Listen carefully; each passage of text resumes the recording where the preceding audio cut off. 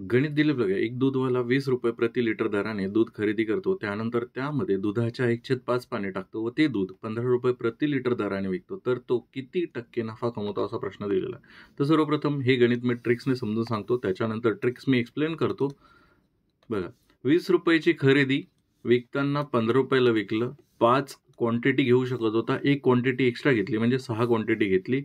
एकूण त्याला खरेदी झाली ₹100 ची. विकताना त्याने विकली आहे ₹90 ला आणि त्याला ₹10 चा तोटा झालेला आहे.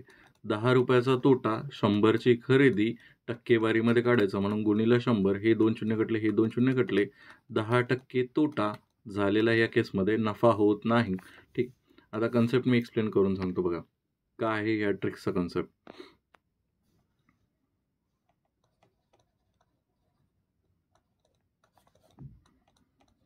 बघा, सर्वप्रथम खरेदी किंमत तुम्हाला कळालं. खरेदी किंमत त्याने काय केले, खरेदी करताना किती रुपयाला खरेदी केली? ₹20 आणि विकताना विक्री किंमत किती ठेवली त्याने? विक्री किंमत ठेवली त्याने ₹15. ठीक आहे. मग आता त्याने काय केलेलं बघा, त्यानंतर त्यामध्ये दुधाच्या 1/5 पाणी टाकतो. दुधाच्या 1/5 पाणी टाकतो म्हणजे दुधाच्या म्हणजे काय, तर हे झालं आपलं दूध. जर 5 लिटर घेत असेल तो, तर 1 लिटर त्यामध्ये काय टाकत आहे? पाणी टाकत आहे. काही याला 5ला 1000 म्हणजे 1 लिटर दाखवतील, मग त्याच्यामध्ये हे करतील आणि 200 लिटर वाढवतील म्हणजे 1200 लिटर करतील. तर असं न करता 5 लिटर दूध माना, 1 लिटर पाणी मागा. म्हणजे जर त्याने 5 लिटर दूध घेतलं असेल, खरेदी केलं असेल, 5 लिटर दूध. बघा, हे आहे दर, आणि ही आहे क्वांटिटी. किती? 5 लिटर म्हणजे किती लिटर घेतलं त्याने? तर 5 लिटर दूध घेतलं. त्यामध्ये 1 लिटर पाणी टाकलंय. 1 लिटर पाणी टाकलंय. मग ते किती क्वांटिटी बनवली त्याने? 6 लिटरची क्वांटिटी बनवली. बघा, प्रत्येक लिटरचा भाव इथे लिहिलेला आहे ₹20 प्रति लिटर. मग जर त्याने 5 लिटर दूध घेतलं असेल, तर त्याला खरेदी किती झाली?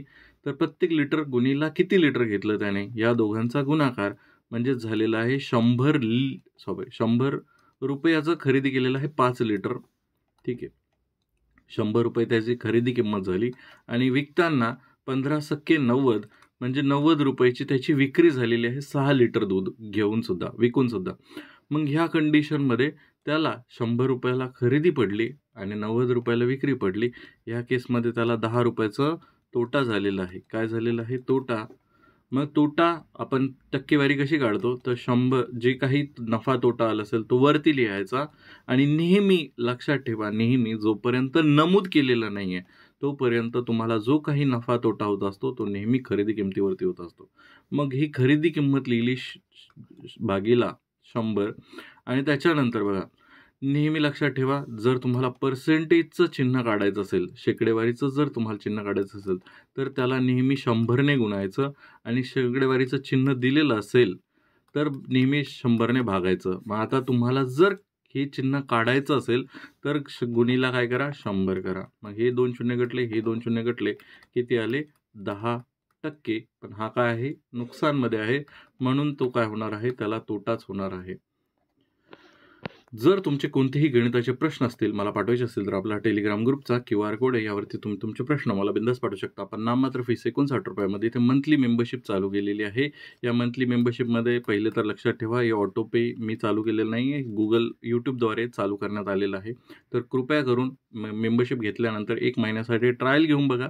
मेंबरशिप आवडली तर पुढे ऑटो पेचं ऑप्शन कॅन्सल करा. पहिले तर ऑटो पे पहिले कॅन्सल करा. नंतर तुम्हाला जर नाही तुमचा 1 महिन्यामध्ये झाला तर पुढे कंटिन्यू करा. त्यामध्ये कोणते व्हिडिओज आहेत ते बघण्यासाठी हा QR कोड स्कॅन करा. आपलं एक WhatsApp चॅनल सुद्धा आहे. त्याला कनेक्ट होण्यासाठी तुम्ही राईट साईडचा QR कोड स्कॅन करू शकता. धन्यवाद.